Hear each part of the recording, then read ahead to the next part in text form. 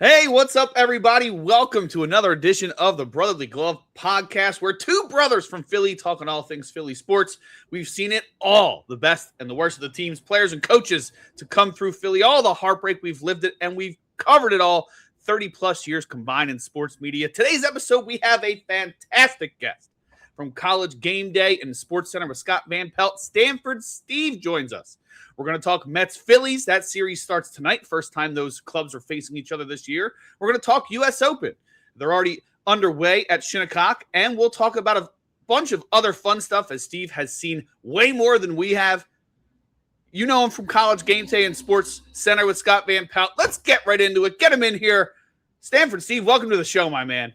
Woo! Thanks for having me, boys. This is quite a treat. Got to see you guys quickly at Aronimink, and I've been seeing the clips, following Johnny on the old Gram, and I appreciate what you guys do.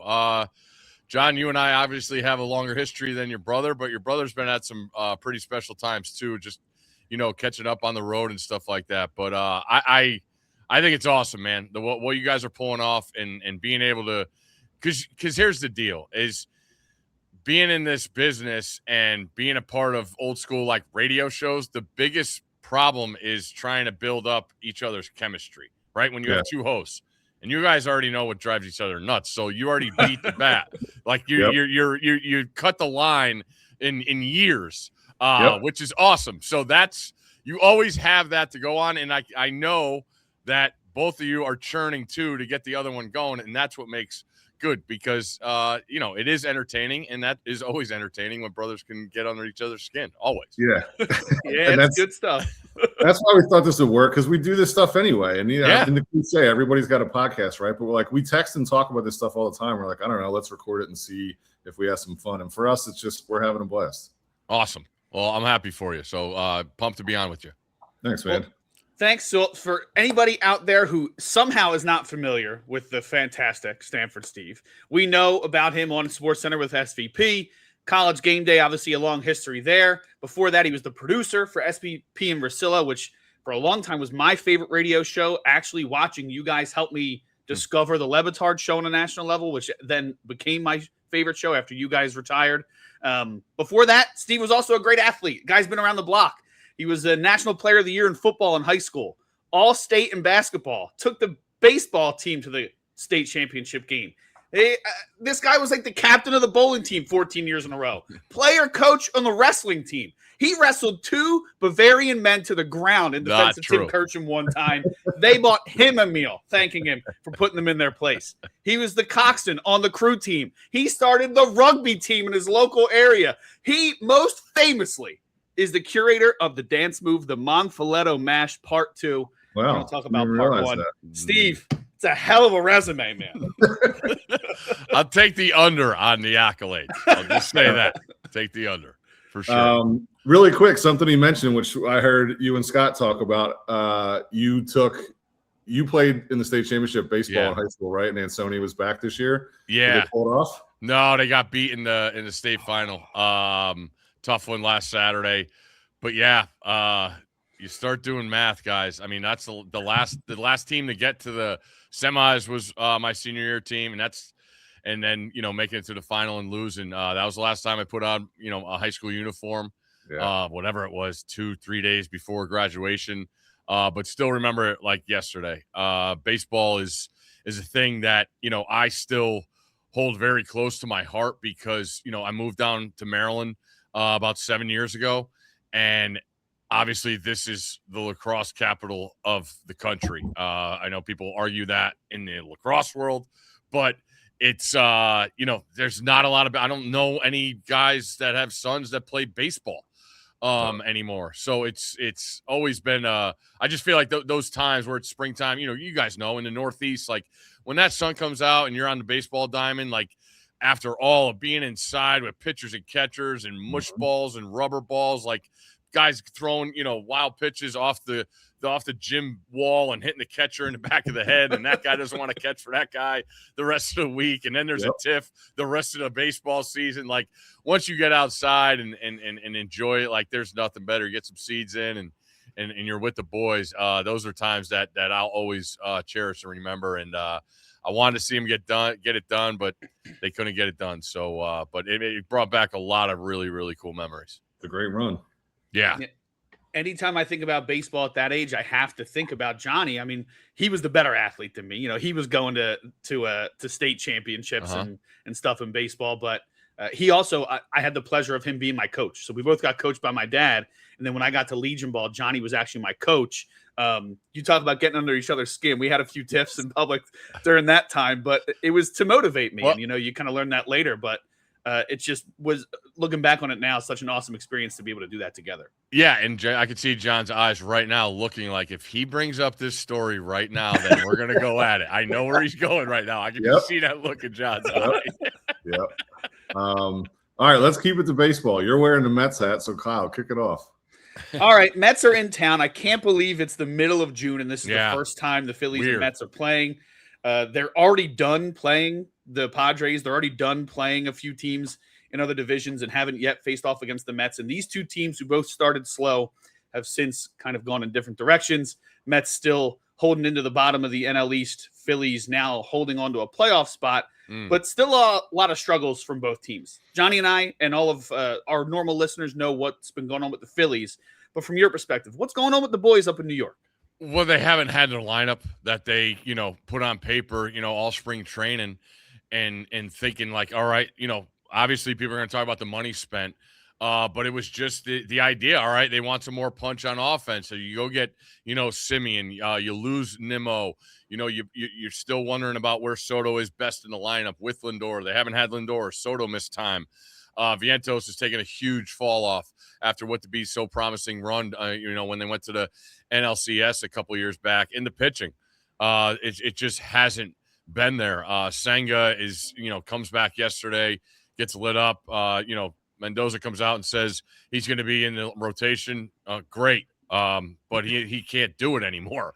And the idea of these spot starters, Minaya might be up there with one of the worst contracts they have left. I believe it's over $40 million. And the one thing that really worried me that I think is actually pieced together well is the bullpen. I mean, you guys watch baseball every night. I watch everybody every night. I'm sure we'll get to the Phillies, but like McCarthy and Kruk, like being able to listen to those guys is just a breath of fresh air for me, who's, majority of the time watches the games with sound off with Scott in the office because we have 8 games going. But the Met, like, it just doesn't, they can't get the lineup. The first baseman they got, I was fired up about, had a great postseason. He's nowhere to be found. Lindor, this could be another conversation, but these injuries where guys have to absolutely be 100% back. Like, your team's reeling. You can't DH while you're out. Like, just something to give. I mean, people are coming to see you play. You're the face of the franchise. So they just haven't been able to put anything together. And when it's gone bad, they can't limit it.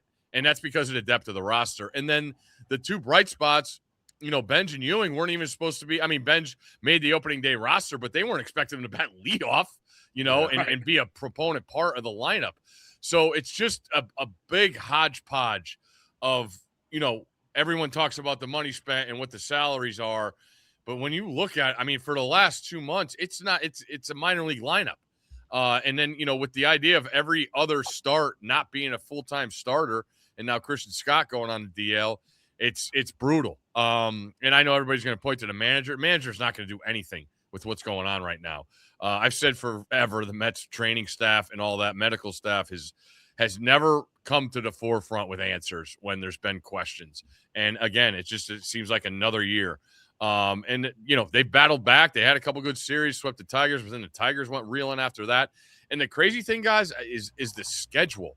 They've already went out west like 5 times. Yeah. And so, the idea of going to Philly for the first time, and we're, going to be past the middle of June, is kind of like uncharted waters.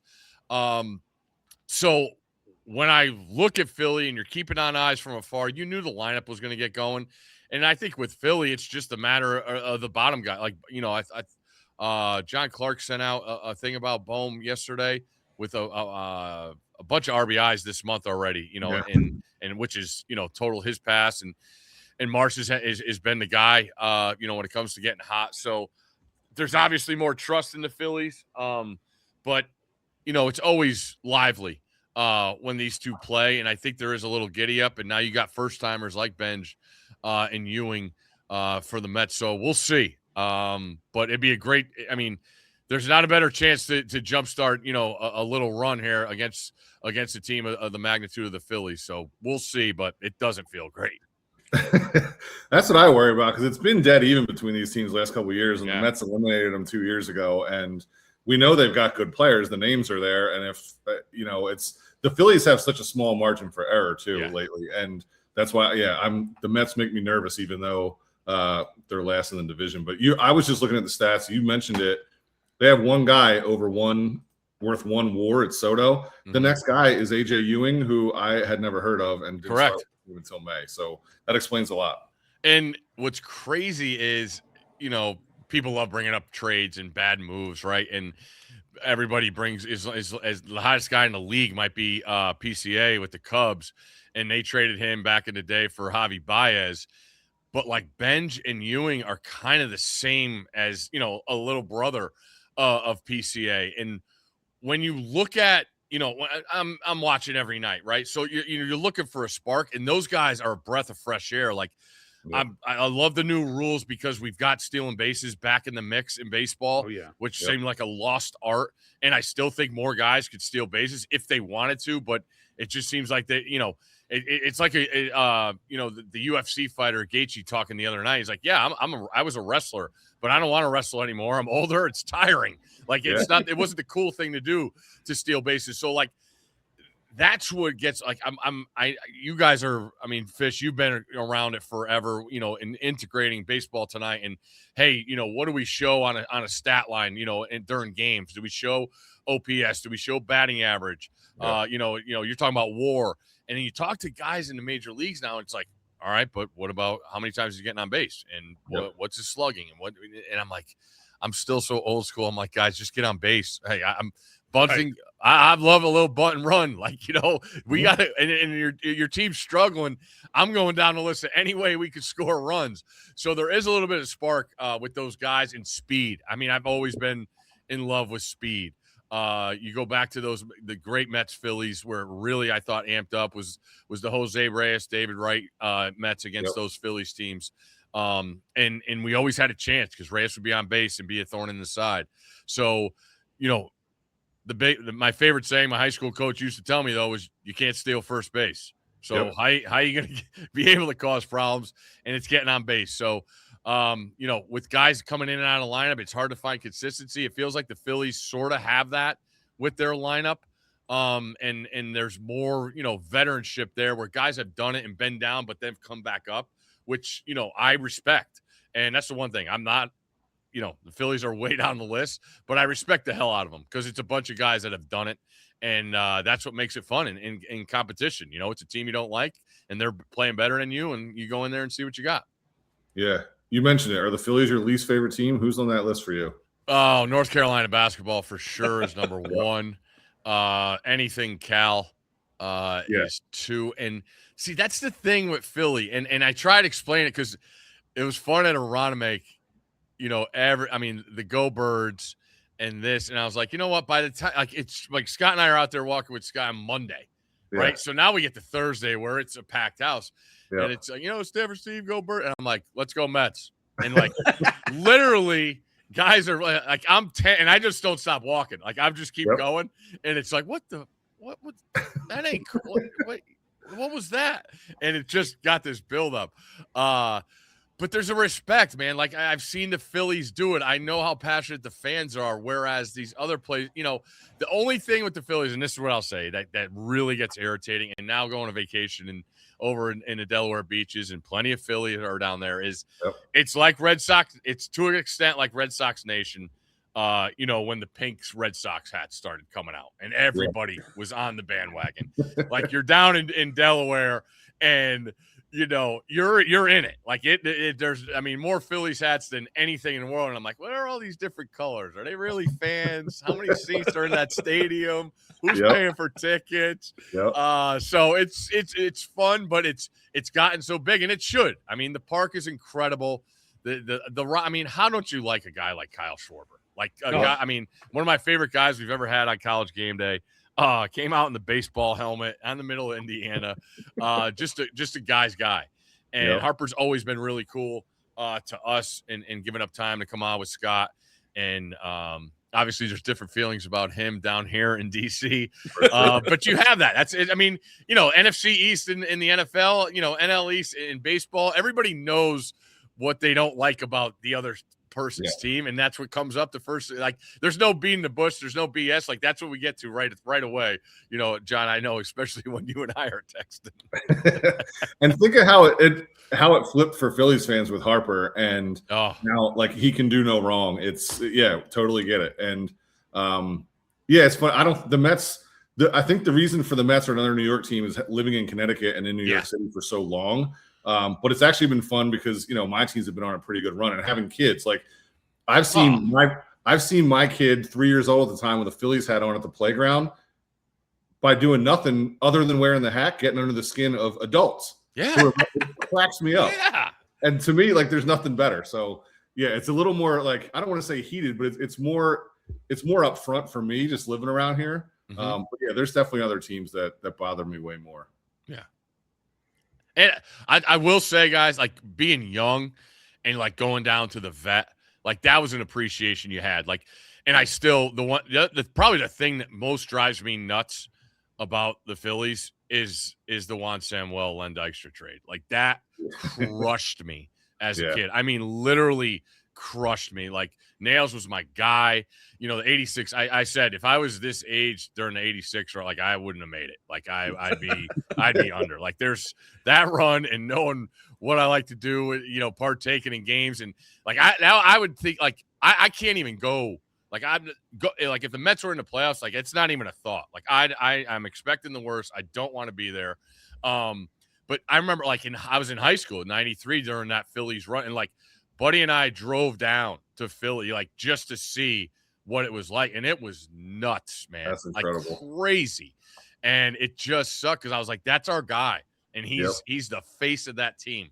But that, I mean, when you're a fan long enough, you're gonna see the ups and downs, and after seeing the Knicks, there's a little hope. Like, hey, if they could do it, we're next on the list behind the Jets, and I feel better about the Mets than the Jets. So, and I'm not a Jets fan, but no, it's awesome. But the mutual respect cannot put them all the way down the list, because I do think the world of what they bring to the table.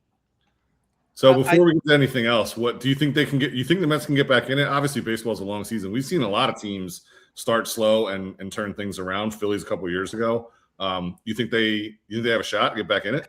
See, this is the thing I always struggle with, John. Like, I'm a guy to stick to your guns, right?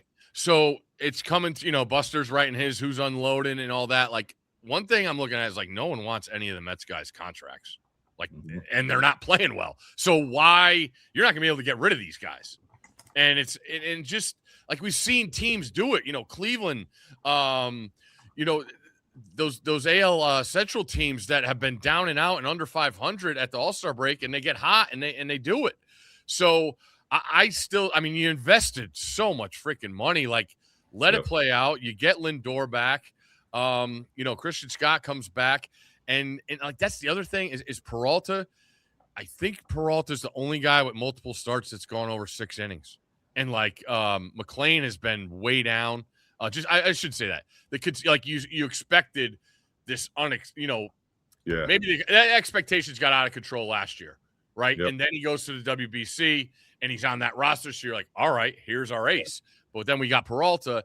And like he went 7 innings the other night, I want to say for the first time since maybe his first or second start. Wow. So that idea of like still having hope of piecing together and not taxing the bullpen. Yeah, I mean, stay in the mix. I don't think the Braves are going to hang on. Like the Strider injury now, like I don't know how they count on him, and Sale can only do too much. So the Phillies are the team. I've said that from day one because they have what you want, and then they got a guy in the back end that he still hasn't blown one, right? Blew one. I blew one. Oh, okay. Yeah. So I mean, otherwise he's been almost perfect. He's when they got him, I thought that was an absolute steal. So yeah, I mean, why? I mean, there's plenty of games left. Plenty. You know, you keep winning. You know, 2 out of 3 ain't bad.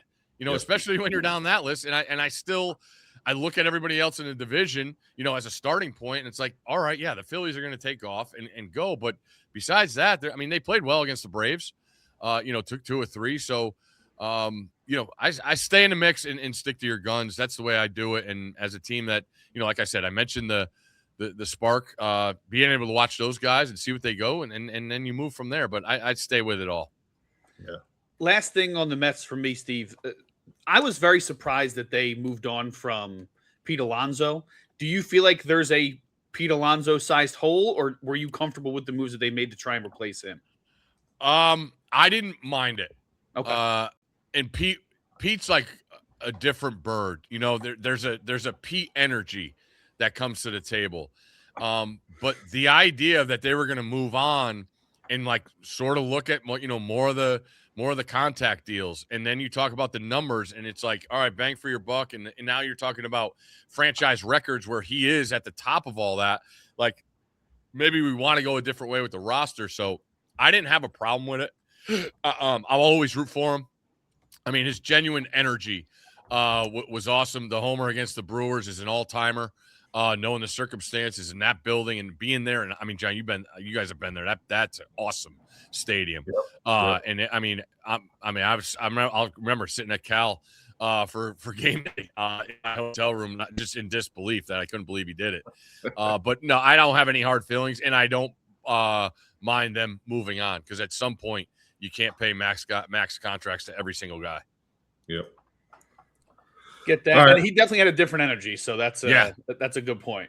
The people just in Philly, they mocked him just because he bobbed his head during the home run derby. So you know, it's speaking of Philly, like you mentioned at the top, we did bump into each other at the PGA Championship. We know US Open is this week. We'll get to that in a moment. But how was the PGA Championship? How was it in the Philly area, not only for golf but for you around town as well? Well, yeah, like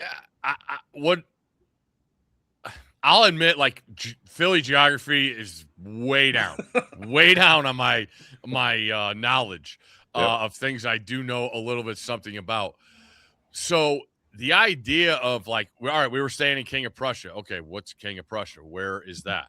All right, where's Iran? All right, we're staying there because it's closer to Aronimink. Okay, where is all this compared to the stadiums? And then the airport's across the street or across the highway from the stadiums, and then downtown is away from the stadium. Like, I'm trying to piece it all together. I'm like, oh, so we're not even.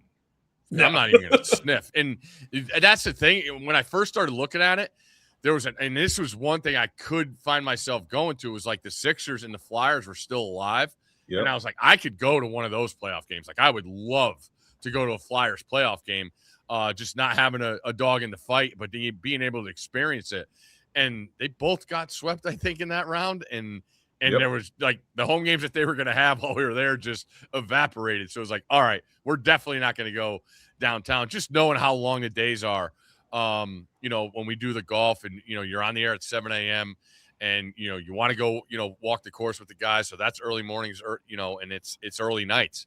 So I never knew that Villanova was that far out. And what do you call it? The main line? Like that main line, like out there, like found a couple spots, got some pizza, got some cheesesteaks, and I was good. I was content. You know, it's a crazy time of year too, because it's NBA playoffs, it's Stanley Cup playoffs, and being what we are and taking a week off of sports, like, you're still trying to stay in the mix. So, you know, hotel lobby, you know, watching games, and seeing the guys you work with come in and, you know, grab a drink, and it's, you know, bed at 9:30, 10 o'clock, because those cars are coming at, you know, at 5:36. I hate to say, you know, back in the day, you know, John and I had a couple work trips where there were some late nights, but can't do it anymore, man. No. It's just, you know, that feeling as you get old. And I'm not talking about crazy hungover, like stuff like that. It's just, you know what you got to do sleep-wise to be able to be your best the next day. And and I learned that with game day, like the game, like flipping the script of being a night guy with Sports Center, and then in the middle of the week flying on Thursday and being ready to go for a 9 a.m. meeting on Friday where we're our last meeting before game day. You got to take care of yourself. So that's been a growing up standpoint for me. But maybe I was forced to, but that's fine because everybody's better off of that, and I feel great about what we've been able to do. Yeah, so it seems like the course held up well. The tournament was exciting. I know I feel like there were some complaints, but ultimately at the end, it feels like everybody thought the course stood up well, and it was a true test, and it was awesome to see. I heard you guys talk about it a lot. It wasn't a big name guy, but what Aaron Rye did down the back nine was incredible to win a major championship. Yeah. What's crazy, guys, is being spoiled and being able to walk with the guys in their practice rounds. I don't really think anything of it. Like I'm, seeing where these guys, and it's incredible. Those guys, like that's what it's US Open week, right? So everybody's like, oh, are you the guy that wants to see him shoot 100, or are you better off, seeing a guy shoot 20 under at a course? Right. I don't mind either. I just love the mental aspect of what these guys have to bring to the table, and to see them out there with their swing coaches, and then they're throwing pins, around the greens where they're trying to get reads. Because I'm sitting there, I'm like, oh, the pin's in the middle. Like, all right, the pin's in the middle. All right, yeah, the pin's not going to be in the middle on Thursday, Friday, Saturday, or Sunday. And it's taken me like 4 years to realize this. So finally, yesterday it kicked in. I told Scott this. I'm like, I'm watching Golf Channel. And I'm like, oh yeah, the pin's in the middle again. They do it here too. I'm like, yeah, it's not going to be there tomorrow. So I thought, like, I literally, the confidence of the guys walking around Tuesday, especially, it was like, we're going to light this place up. And you come out and you see that first day. I mean, the wind factored, with the temps, and then the pin placements. And, there's some original places, that 10th and 8th green, side by side, and you're sitting up at top, and like that's a brutal. Like, I'm done golfing, my wrist won't let me do it anymore. But the idea, like elevation, like everybody gets nervous right when there's water over, after a tee box, but elevation and then like a little bit of water, like that spooks the hell out of me. And there's 3 different places where they can put the tee box, so every day it's different. I'm like, these guys, how they do it, I'll never know. But yeah, the course held up, and I don't have a problem with a first-time winner, winning a major. And I thought it held up great. The logistics were awesome. I didn't know a place that big. I mean, it's a big ballpark, and I didn't know a place that big could establish in Philly. And then, guys snuck out on Monday. They went, played Marion and Cricket Club, like the guys that could play. So they were in heaven, being able to have courses in the area. And, it was a true test of, what are you bringing to the table? And Philly showed up, man. I mean, the ability to bring big time golf to an area is awesome, because I think golf majors are the best TV there is in sports. And again, because of my appreciation of what I have from those guys from a mental aspect, I think you're out there by yourself. Yeah, your caddy gives you your club, but you're on an island, man, and there's nobody to look at. And that's as a former athlete, that's getting into it, man. That's the weeds I want to see, and I respect the hell out of them. It's awesome. All right, I'll take it, Kyle. Go ahead. So, all right, U.S. Open. Who do you like this week? Who you find? The Open obviously is gonna test your mental aspect, and I'm still recency bias. I'm still mad because I think Sam Burge got so screwed last year with the conditions. I mean, when you got a ball in a puddle and you're saying that's playable, like, sorry, not in a PGA event, not in a major. And I just kept thinking about him. It's kind of like when Dustin Johnson, had to hit the ball out of the bunker where people were walking in and out of, I think that was Winged Foot, and he got screwed on that because he had to take a penalty because he put his club in the dirt, and then he came back the next year and won it.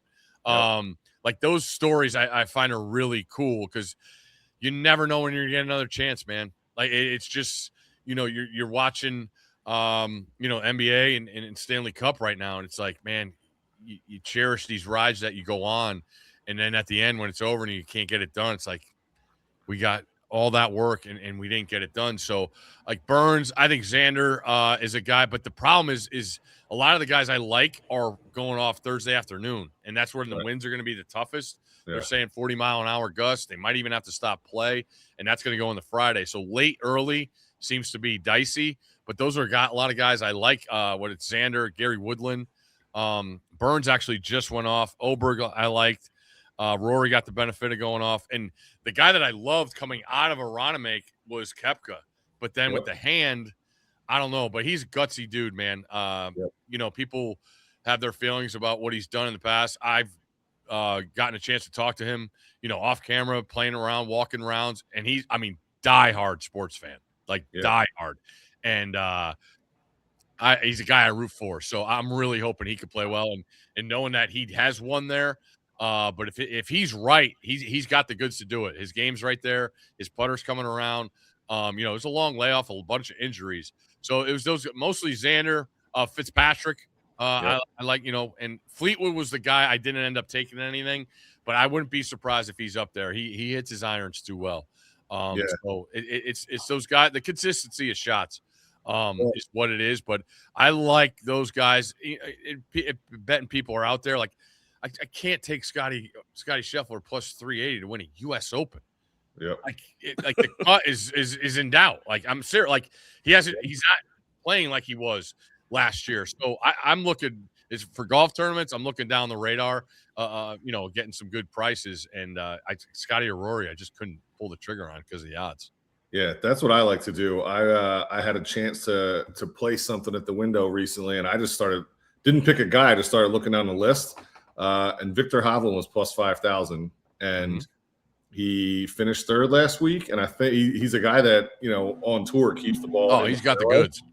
So I don't think that that's a likely outcome, but you know, for $40 on plus 5,000, that'll be a nice little fun. Right. Yeah, summertime, buddy. Buy some sand toys. That's right. And the guys you mentioned, Burns.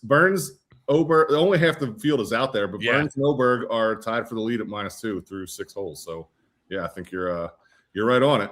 Those guys are going to be happy when they're in the clubhouse. I'll tell you that. All right, let's just get to some fun stuff. You've mentioned a couple things. You know, just being a big sports fan. You mentioned other people, and you know, always watching games. I'm always impressed, which I've known about you, and you know, just hearing you guys talk. Like talking about when you were in Philly, wanting to try to go down to a Flyers or Sixers game. And I know you mentioned it last week. I heard you and Scott talk when you guys were in New York for SportsCenter. Instead of going to dinner, you took off and caught a Mets game. And I've always wondered this about you as a person who knows you, but also from afar. Like, I have no idea how I'm a sports fan. We say a lot of sports fans in our lives. I don't know how you not only watch, but digest all the stuff you can keep track of. It's honestly impressive. Well, thank you. I do spend a lot of time invested in that. And I when I moved here, you know, it was COVID and, you know, sports were coming, like we moved in the middle, June 2020. So like we were starting to get a little bit out. I think golf was the first thing back. And that was, I don't know, July. And then obviously you had the baseball with the 2 sites. And like there wasn't much, like I couldn't take my kids out. Like down here, like I'm from Connecticut, so everything is based on your city had different rules. And we come down here and we're, you know, it's county, and we're in the biggest county, Montgomery County. But then the Virginia border's right there, and then the DC border's all within 5 miles. So it was like, all right, can we go to dinner? Do we have to mass? Like we still had, you know, 1-year-old. So I set up multiple TVs in my room, and I've always been a fan. Like I played 3 sports as a high school, like you guys mentioned that earlier. And I loved it because at a certain point I was done with the season and I was looking forward to, there was no staleness. Yep. And I know there's plenty of people out there, you know, still arguing that. And I always say, play everything. So whether it's baseball, basketball, football, like hockey, I've never even put on a pair of skates. But Stanley Cup playoffs come and I don't miss a second of it. I think the world of those guys, what they do to play every single night. But, you know, I have my 3 TVs set up. The Notes app on your phone or your iPad is a great thing just to keep logs of. And, you know, especially during college football where I'm real, like I won't There's no Netflix. There's no apps. Like, I'm just watching games back during football season, and we have different apps now, John, that we had them when you were with us earlier, but they're great because you can keep your notes right on there. Yep. So it's just a lot. I mean, I still have young kids, so they're in bed early, and I'm a night owl, so there's plenty of time for me to get work done while everyone's sleeping, and that's what I do. Like Scott and I, just going back to everything, and even with Russillo, like people was like, "What are you guys? What do they do? What do they like?" Like we're game watchers. Like we watched the games. There was no, and we were in the benefit. Like we were an afternoon show and working on those morning shows. Yeah, you do got to get your sleep. Like you can't stay up for the 10 o'clock, Dodgers games at night. You got to figure out a way to get the box score and catch some highlights and read into it. So, we didn't cut any corners. It was just, putting the work in. And I just find myself with that. Like, I know what I need to do. Just like simple things like doing shows like with notes. Like, I love printing stuff out still. I love reading it, highlighting it, and then getting my note cards. I got my College World Series right here, ready to go for tomorrow night's show. Like, I just have a way I have to do it. And whether it is now, I always say, like, reading it and then reading my own writing gets that extra click. Yep. And I was a guy that always struggled with, horror stories with being at Stanford. And, like, I had to learn how to study. Like, I didn't know how to study. Like, I still don't know how to study. Yeah, like, be able to read something. All right, did you remember it? Well, no. Well, you got to be able to remember the things that are important. Right. All right, I'll start with a highlighter. So it's just crazy habits, and it is a lot of time. Yeah. There are things that I don't partake in because I'd rather do this, and I love what I do. When I was younger, it was, my mom always telling me, like, we know it. There wasn't a lot of money in being a production assistant as an ESPN radio, but I loved going to work every day. I loved being around it. I loved talking about it.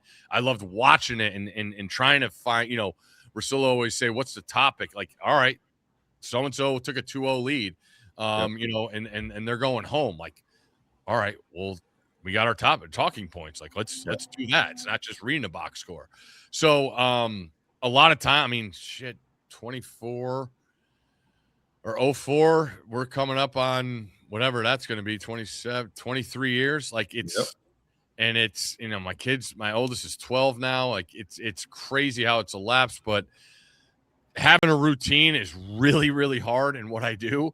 And now, like, last day of school's today for my kids. So, like, any routine I try to establish after PGA, that's out the window. Kids going and swim and all this. So, it's stick to your guns, man. Like, find out what you like and what you do, and find, like, to get you to there's a way you go about things to feel confident about yourself, right? Like, I can't go on a show and just wing it. You need to get some done. So, preparation's a huge part, and that's what I try and have be the foundation of everything that I do, is just put the time in it and prep. Kyle and I talk about that here when we're like, all right, what are we going to, and especially a sport like baseball. Okay, if we're going to do this once or twice a week, okay, we're going to talk Phillies, or we're going to talk the AJ Brown trade, or we're going to talk whatever's up. Mm-hmm. What are we going to talk about, though? Yeah, right. Yeah, they won last night. They lost. They took 2 or 3. They got swept. Whatever happened, this guy got a hit. This guy hit. Like, the same stuff happens night after night. What are we talking about, and what are we seeing? Mm-hmm. And you mentioned, like, the routine and how much time you put into it. Like, I don't know, Kyle's got a full-time job outside of sports, and then he travels on weekends every single weekend during football season. And then in the summer, he's going down to the ballpark at night and covering in person and writing about the Phillies. Like, it's to be able to put all that together, same kind of thing like I was asking you. It's impressive to be able to digest all that stuff. I feel like I only have so much room. I just gotta, and some of it's like the cliche. Talk about my wife. Like, I don't think my brain. I have too many baseball stats in my head right now. I can't keep the calendar straight, or I can't remember the login or whatever it is. Like, there's just I have so much bandwidth to pick, the new cliche term. And I'll say, like I said, that notes app. Like, I find, like, as I get older too, it's like, all right, like, even like watching a movie, it's just like, wait, what happened here? And like, Yeah. you're so preoccupied. Like, what's that one guy? Like, he's got a new Christopher Nolan. Like his movies, I'm like, phone is in the other room. Yeah. Subtitles on, and I'm gonna put the earpod in. Like I have to be all locked in. And it's funny, like now, like last night I got home from we got done early, and I was like, I want to watch a movie. Like I'm not going to bed at 11:30, 12. I can't do it. And I watch a movie, and I'm like, that was awesome. Like I had my phone down, kids were sleeping, and like I got 90 minutes to myself. Like man, I need to do that more often. So hopefully the Mets West Coast trips are done, and I do have no time. Well, you mentioned College World Series. First, I got my Omaha shirt on. Nice. It's one of my favorite events. You said it. We're blessed to be able to do a lot of cool stuff over the years. Still up there. I mention it every time. One of my favorite events, given all the stuff. I don't know. Have you ever been out there? First of all, and, I know you're locked in this year. Did you see last night the way that game ended? Georgia down, and that kid homered. And high-fived his brother on the way. That was incredible. Yeah, we turned that in a quick turnaround. That became best thing I saw for Scott on the show because, and Scott said it like he hadn't seen it live. He was prepping, and I'm talking to the guys back at Bristol. I'm like, hey, well, or they reached out to me like, hey, we're switching this up. I'm like, perfect. I'm like, he's gonna lose it. Like as a person with kids, like you can't watch. I mean, the parents we're already in the bag because I believe the younger one's advancing. The older son is coming up to bat, and they're down. What were they down? 9 runs. Yeah. This is his last at bat in Omaha, the pinnacle of your season. And so they're trying to film, and they already have tears. And then he hits a homer and high fives his brother on the other team at second base. Like, that was crazy. It doesn't get much better than that. And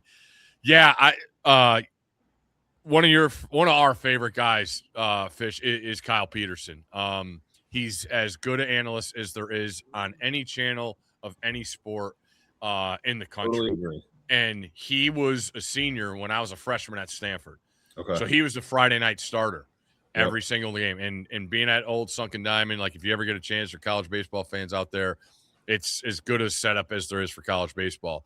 And every Friday, like we used to have the hill behind the visitors' dugout, which there might have been some heckling, but watching Petey pitch every Friday night, it was like, and I'm a young buck and like looking up, like still learn. I mean, it was after the '96 Olympics. There's Olympian gold medals all over campus, and I'm like, this guy is awesome.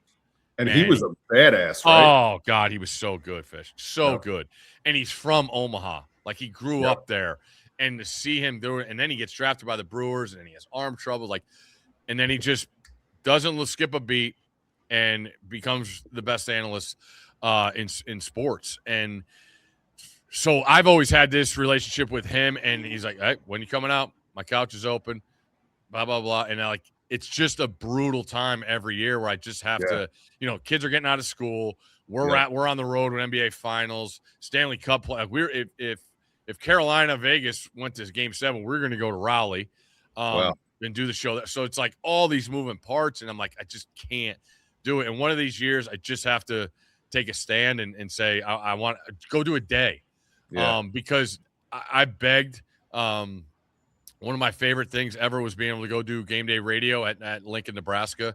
It's just it's my favorite fan base. And my other wish is that I was good enough to go do game. Like Middle America is damn good.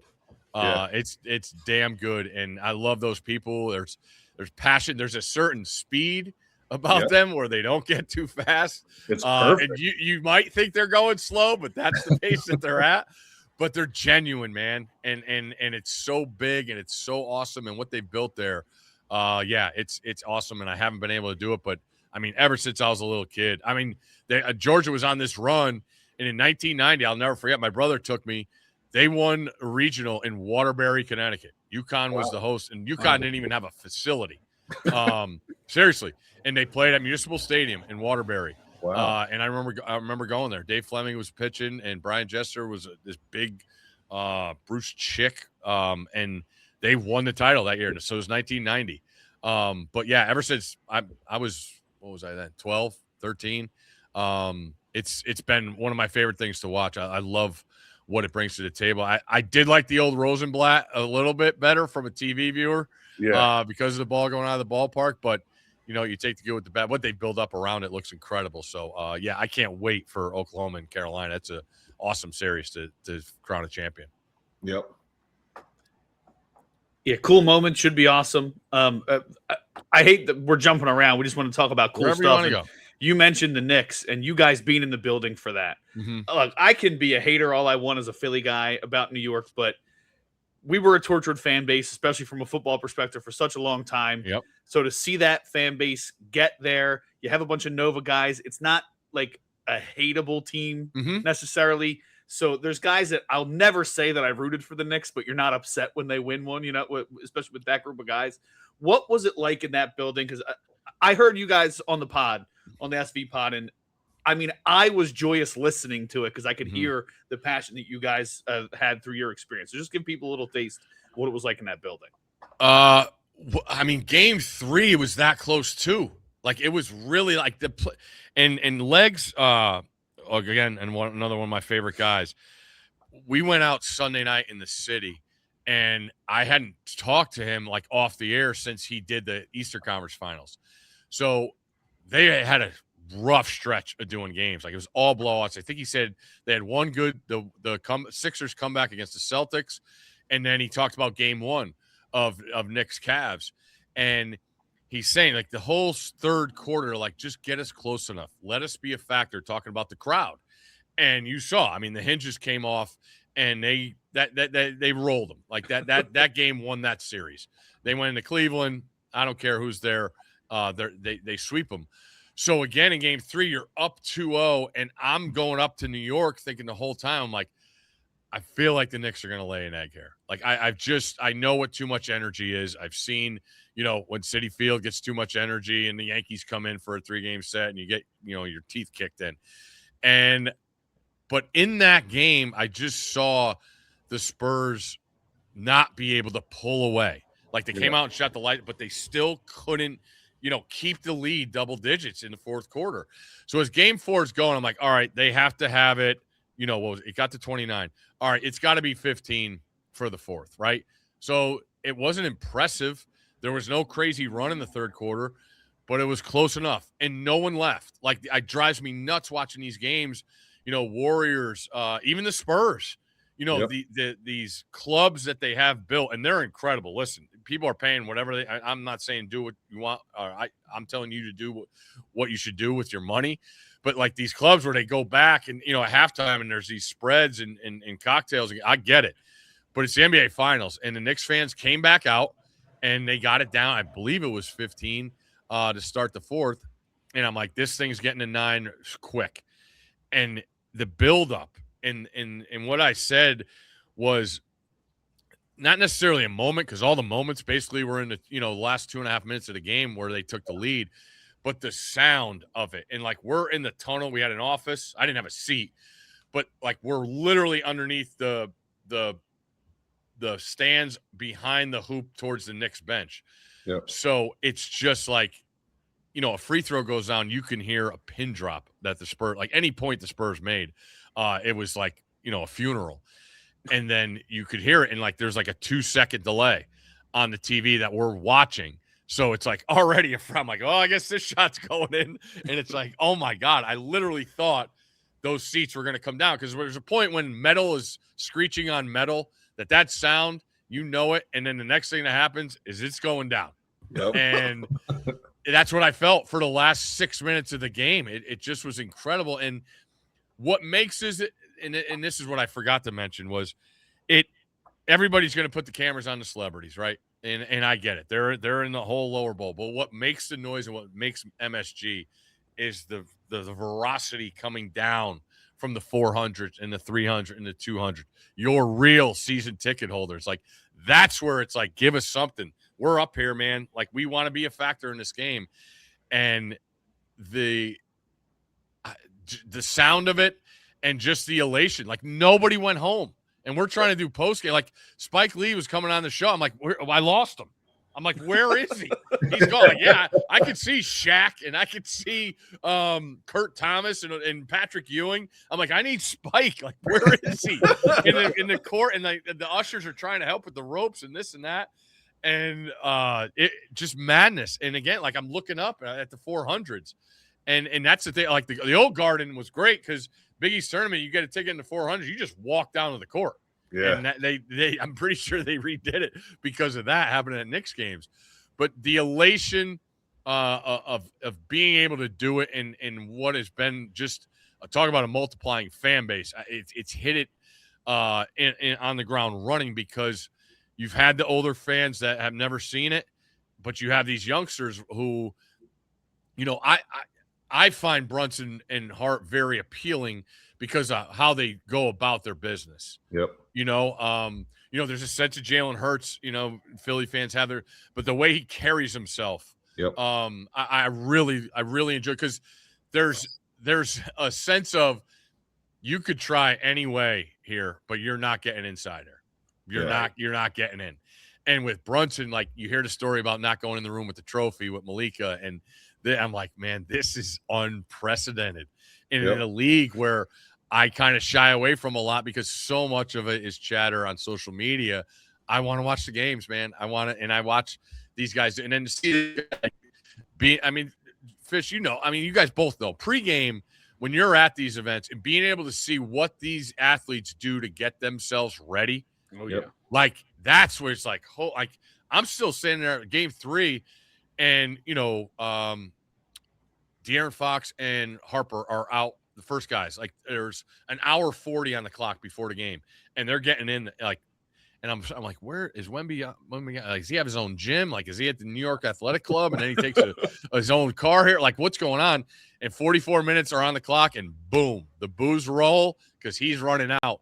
And to watch him do his routine, it's like, oh my, like you watch it on TV, but to see a man cover that much ground with one dribble in his pregame routine is nuts. So the idea that they hadn't seen it on that stage. And then the other thing, you're only getting that type of crowd at a Knicks playoff game in MSG. Yep. They make it, comfortable for the celebrities. You still have your fans on top of that. Yep. Like you're not getting at a Yankee game. You're not getting at a Philadelphia Eagles game. It's just, you got suites combined with the sections, and it's just not going to happen. Everybody's in one at MSG, which I still think is the best indoor facility in the country. So the overall elation with that group of people is why it transpired. And the idea that nobody wanted to go home, because I'm sitting there thinking, if it's this crazy in here, what the hell is it like outside? Right. We could do another half hour inside if that's going to help us getting out of here. Because, and then obviously everybody had the thoughts of what the hell would a game 6 look like? But I'm kind of glad we didn't have to experience that, because that would have been rough. I was rooting for that. It would have been awesome. But the thing you mentioned about MSG, and I think about this a bunch.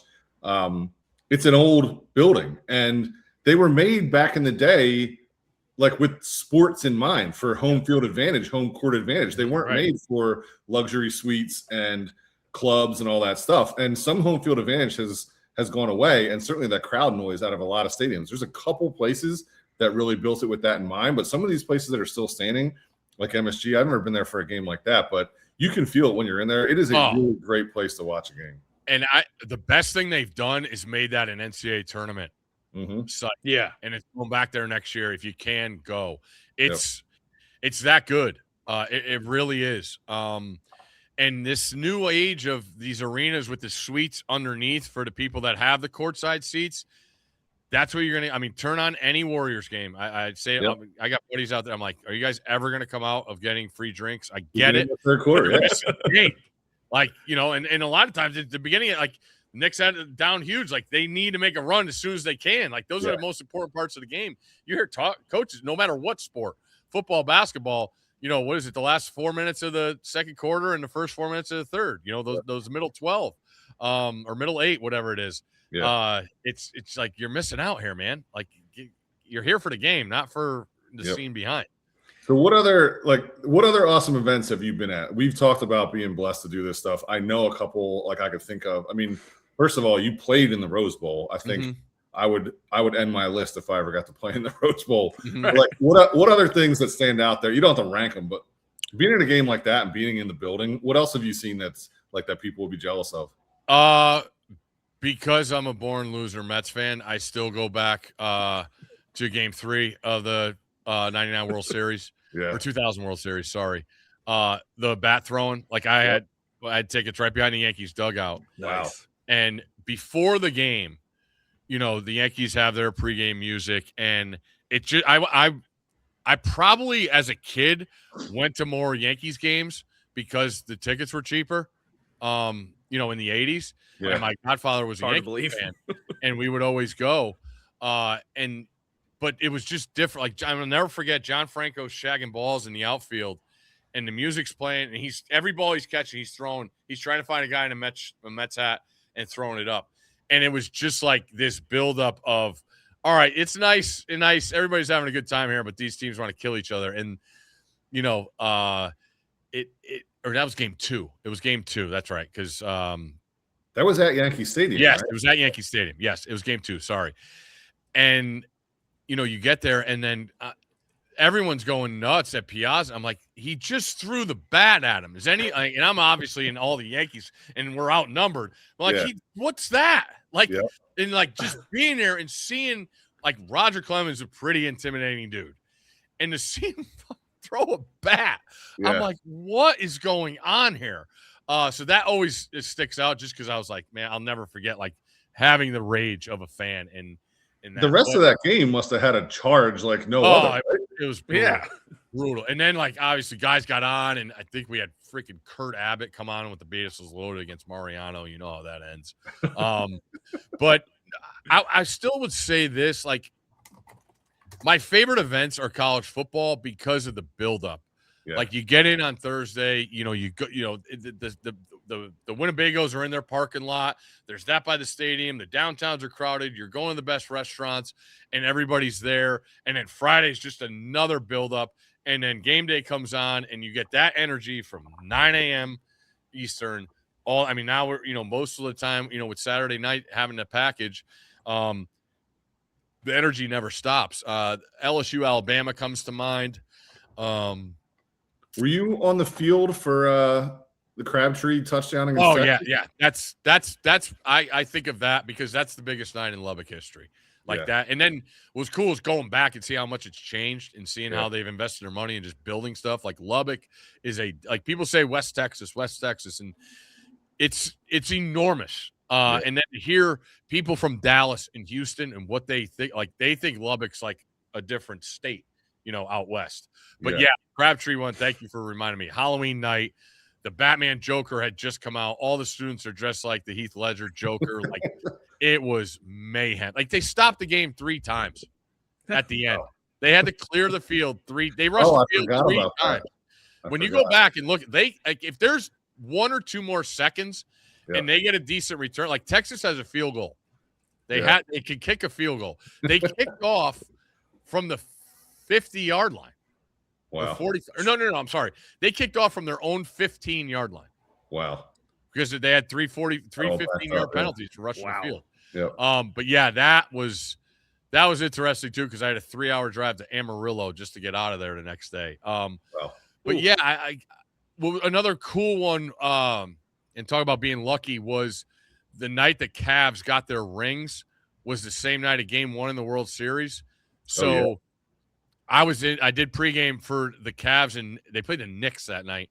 And I literally walked out of the arena, walked into, was it Progressive?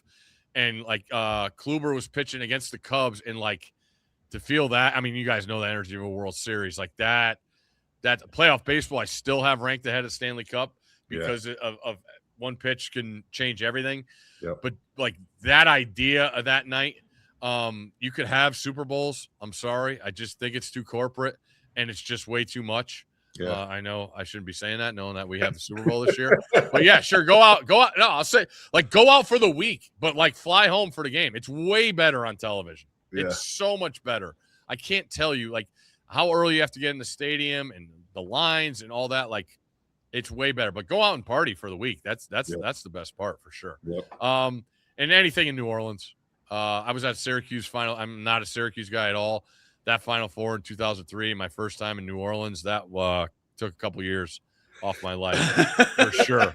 Final Fours, I was in St. Petersburg for UConn beating Duke. That hurt me, but to see all my friends and relatives happy as hell for UConn to win their first one, and I thought it was a win. The arena, they played in the Trop, but being able to go to the beach on the day in between gave me something for the Final Four. But bang for your buck, Final Four is my favorite event because you get 3 games and you get a long weekend. Like you're in it. I mean, we were there for Minnesota, for Virginia. Like that's an all-timer. That doesn't really get talked about. I mean, unless you're in Charlottesville, but that had it all with that, because I thought Auburn had the most fans too, and they lose on a heartbreaker. But Final Four, bang for your buck, is my favorite event because you're getting 3 games and you see a champion. Love it. Yeah, Johnny and I went to the Eagles Super Bowl when they beat the Chiefs in New Orleans. Oh, nice. In New Orleans. So we didn't fly home for the game, but we got to experience New Orleans after. No, listen, so that was fun. I'm just telling you my preferential thing. Yeah. And I just look at these. I mean, the Knicks alone set ticket prices even higher now. But the Super Bowl, like, you got to be and I don't really have an NFL team, so that's another reason. Like, I don't like. Yeah, if you're an NFL season ticket holder or you're a diehard, I get it. It's just not my cup of tea. You're talking about atmospheres. Yeah, it's not even close to me. Yeah, no, we took advantage of an opportunity. Kyle treated, so I said yes. So I was like, no doubt. But yeah, and having that in New Orleans. But we watched the first one the Eagles won at my dad's house when we were in high school. We used to have when I was like in 8th grade in high school, we had a Super Bowl party, and every year I was the oldest, and my younger brothers and sisters would invite a couple extra friends, and it got really big. We ended up having like a throwback one when I was out of college when the Eagles played the Pats with T.O., and our house was mobbed. And my mom was in the middle of running through, high-fiving people. It was like her favorite day ever. That's awesome. So then we had like a throwback one where just us when they beat the Pats in 2017, and that was great. So like that's a great game. To kind of compare those two experiences, I think it was worth doing it when we had a shot. Sure. Of course, it feels better that they were up 40-6, and it was like we never worried about how this game was going to end. Yeah. But yeah, I don't think I would do it again unless you had some true reason or were involved or working there or something. I mean, Kyle was on the sidelines for the best Super Bowl it's ever been played. Yeah. That was pretty awesome. And to see, I told Johnny this, but we were standing right behind Mahomes right before that last drive, and you can see there's nervous energy from some of the other guys on the team, and he's just sitting here holding his pads like, yep. And the guy walked up and was like, "You ready? You ready?" Trying to get himself hyped, and he went, "We're about to go win. Don't worry about it." And then they went out there and won the friggin' game. I was like, "This is incredible, this guy." Yeah, it's to see guys in that like that close and see those guys in that moment, like the guys that are different. Right away. I was like, if he's saying it that calmly, they're winning this game. There's no question. Exactly. It's over. It's crazy. You mentioned it. We'll end with this. Do you remember? So it was Minnesota the year UVA won. You remember we hung out later, like after that game, and I was asking Kyle, like, I don't know if I ever told you this. The thing that stands out to me the most, we had a blast. So I was working with CBS at the time. So you were. I was trying to do that math. Okay. Yeah. So that's why I was there, and we were. So you and I, after everything ends, we're like the last 2 people in the arena. We're like, let's go find something to do. And you're like, let's go check out Chris Long. He's probably got a party set up. And I'm thinking in my head, like, I mean, Chris Long, I'm sure he could pull that off. But it also seems like, I don't know, that we walked up and the hotel's mobbed. Obviously, the CBA wins. You go in, you're like, I can't find him. And Charles Barkley was telling you, hey, you should come hang out with us all the way at the other end of town. Yep. So me and Stanford Steve is a former college tight end. I am not, but I'm not that much smaller than him. And we're looking up and we're like, we need a ride. And a rickshaw guy drives by, and whatever he tells us, he's like, yeah, it'll be $25. We're like, perfect. Well, this guy huffing and puffing me and him up the street to whatever hotel everybody's hanging out at. Yeah. I think he charged us $60 when we got there, and we were like, yeah, man, we get it. We feel bad. Yeah. I think we almost ended his night, but we went up and hung out with a bunch of I think that was the ESPN hotel too. So the guys that do college basketball game day and Barkley and his crew were there. And we hung out quite. Chris Long came back and found you. And it was funny that if you look around, there was all these people and everybody kept looking at me like, why are you over there? Because I think You could kind of recognize everybody at the table except for me, but we had a blast. No, it's that actually. I'm trying.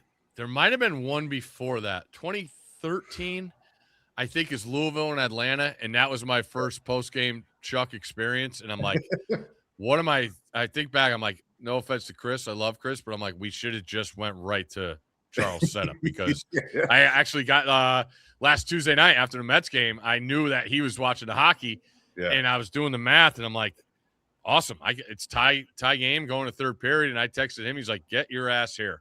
And we watched the third period of the Hurricanes beating the Knights. So, yeah, if Charles invites you, go. Absolutely. That's for sure. I'll put that on my grave. I've never been to a Barkley party, but he's gone out in Manayunk a couple times when he's done Sixers events, and I bumped into him, and he treats everybody around you like he's like you're part of his crew, even though we were just best little 23-year-olds being like, "Oh my God, Charles Barkley's here!" Like we were super excited. And that's always been the craziest part to me is he could absolutely be a private party, shut down kind of guy. And he's not. He is a man of the people still. Well, and it's one thing, like, I've seen it where you kind of sitting in the back, like he's not, sectioned off. But like Kyle said, he'll also just walk into a bar and go, let's hang out. It's something to see, really. Yeah, he's as genuine a dude as there is, and that's why I love him. It's been super, super cool to me. I mean, like I said, these events, and it's always, Final Four is the one where he just gives me the nod after the title game Monday night, and then there's a text that rolls through, and it's on. Don't have an early morning flight. That's all I advise. Sure. All right, Steve. We really appreciate you coming on and just talking about everything with us. This is a blast. I appreciate it, great, guys, man. Good luck this weekend, and John, hopefully I see you in person, like working wise. Maybe one day soon. Get you on that train down here to DC at some point. Yeah. We talk about it. My wife went to school in DC, so. Oh, really? Yeah. Now the kids are getting a little older. We've talked about. We do Philly a lot, family in both ways. But yeah, we've talked about DC a bunch. So hopefully we'll get to catch up in person soon for sure. Awesome. Appreciate you guys. Thanks a lot for doing this. All right. We'll talk later. That is the fantastic Stanford Steve. Thank you so much again to him for joining us. Excuse me 1 second, Johnny. I can't believe we're an hour into this. I can't believe he gave us that much time. Right. Just so generous with his time and such great stuff. It's going to be fun to listen back to, but and there's so many topics we wanted to get to. We barely talked about college football. This guy's big part of College Game Day over the years. So we're going to have him on closer to football season and see if he can give us a little bit of time. He doesn't have to be nearly as generous as he was today for us to get some great stuff there, John. And that's what I've always loved about him, and that's why I asked him. Like, he was a college football player. He's most associated, like his biggest thing is Sports Center with Scott Van Pelt, but he is, he's on the set on College Game Day, maybe one of the best shows that's ever been done. And that's his bread and butter is college football. So yeah, we didn't even get to that, but that's always been the beauty of a guy like that. He said he was a production assistant on ESPN Radio, and then he starts producing the show that Scott Van Pelt and Ryan Russillo end up being co-hosts on, and that show got huge. You and I talk about it, and a lot of my friends, like, it's one of our favorite sports shows there's ever been. Really stinks that it didn't last longer. You guys have both gone on to pretty good things on their own, but selfishly, I know there's a lot of people that would love for them to do a show together forever. But that's always been the beauty about a guy like Steve is he's into everything. That's why I asked him, like, how do you keep track of all this stuff? But he is a legit sports fan and just sports guy through and through. I didn't even mention it. He brought it up. I wanted to almost get back to it, but Kyle Peterson, I've been lucky to, back in the day, I got to work in Omaha a couple of years, and he's right on about Kyle Peterson, not only being an excellent analyst, but I've probably told you, Kyle, he's one of my top 5 favorite people ever. And the last time I connected with him was through, I was sitting with Steve. He was talking to Kyle. We all connected. Oh yeah, there's Fish. And he's just like a legit athlete, a legit dude, funny, just like, I don't know, he just gets everybody, and that's why they get along so well. Steve's the same way. So to have a guy on and we prep a lot of topics, right? And then once the conversation starts, let's just have fun. And you and I have hung out with Steve a couple times in the past. It's the same thing in person. Right. Yeah, it's pretty awesome. And it's a quick side note. It's cool to hear the Kyles in your top 5, but to be the second Kyle on the top 5, that's pretty, That's disappointing, I would say, to say the least. But no, he was great with his time. Like I guess we're gonna have to have him on again to talk a little more college football. But even if he's never on again, so generous with his time, and I always appreciate that. I wanted to tell him the story, but we were at the time. I wanted to tell him about the way Shauna showed up to the Super Bowl party. If I didn't know that I wanted to marry that girl before then, I had to after that. So for those who don't remember who aren't giant Eagles fans, the team was running with the underdog mentality, and everybody started buying these dog masks that they were wearing. The players were wearing them on the field. It was a big part of Jason Kelsey's speech, and so the underdogs run faster, and that was the whole thing, was underdogs. And then my wife showed up wearing a hot dog costume to the Super Bowl party. She's like, "What? I thought we said underdogs. What?"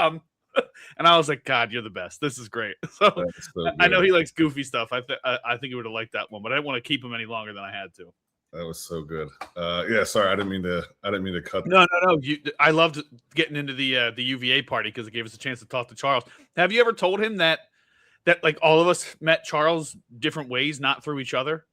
Have I told Charles that?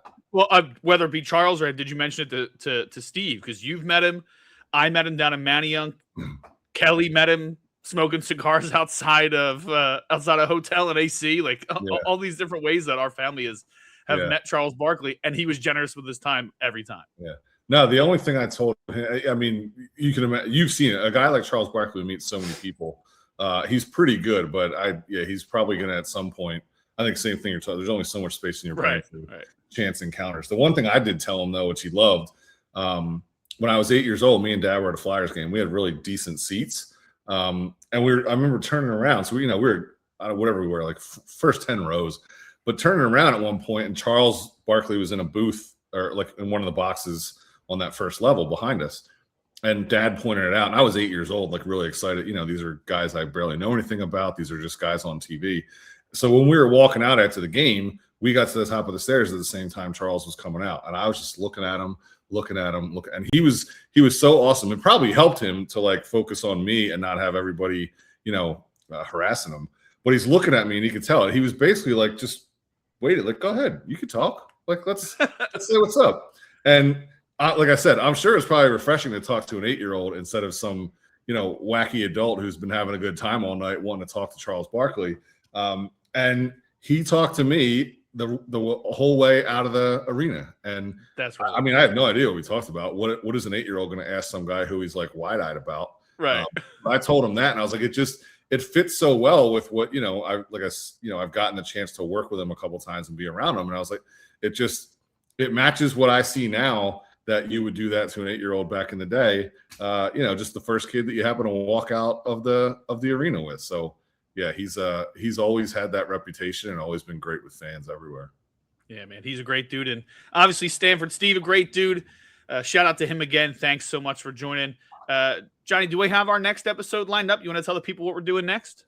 Yeah, so we're going to talk tomorrow again with Anthony DeBundo, who works at the Ringer, and we're going to talk Phillies. We're going to talk World Cup. He's a big soccer guy. He wrote a bunch of stuff up on the Ringer previewing the World Cup, so please check it out. Ranked his teams and ranked the importance of each player on the U.S. roster, and I learned a ton about that by reading his stuff.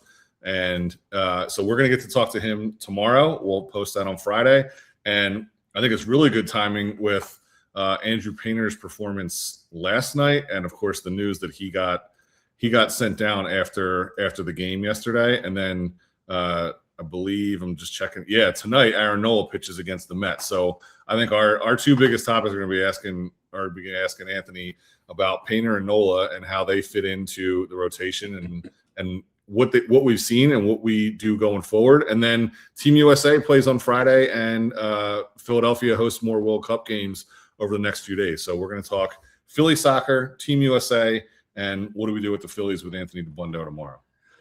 Well, I'm looking forward to talking to Anthony DiBuono for sure. That'll be a good one. If you do want to get geared up for Friday's coverage, before that episode comes out, we did do an episode with Paul Carr last week talking all things World Cup. He talked a lot about Brazil, obviously one of the favorites coming into the tournament. So go check that episode out if you haven't already. Over at metrophiladelphia.com, I wrote a piece on Andrew Painter's outing yesterday and his eventual demotion. Had to do a small editor's update after the piece was originally posted, just talking about his future being in question. So we'll talk more about that with DiBuono tomorrow. And then whatever else we want to get into, obviously Philly sports heavy, but the World Cup coverage, we're cupped up around here, and we hope you guys are too. So go check out that coverage from Paul Carr. Obviously get, and then make sure you download the episode when we're done with Anthony DiBuono. Johnny, anything for the people on the way out? Let me see.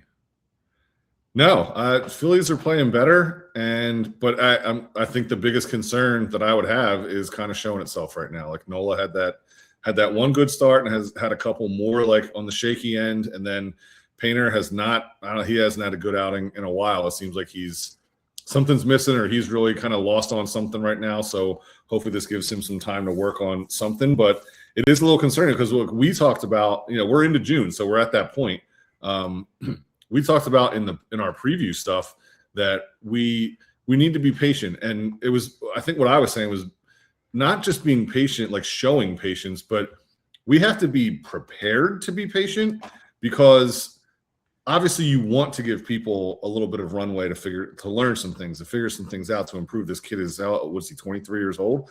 But the other thing is there weren't a lot of options behind him that were major league ready, right? And so I said he's going to start at least 10 or 12 games. He's going to start every 5th or 6th day in April and May. So now we're in the middle, late June.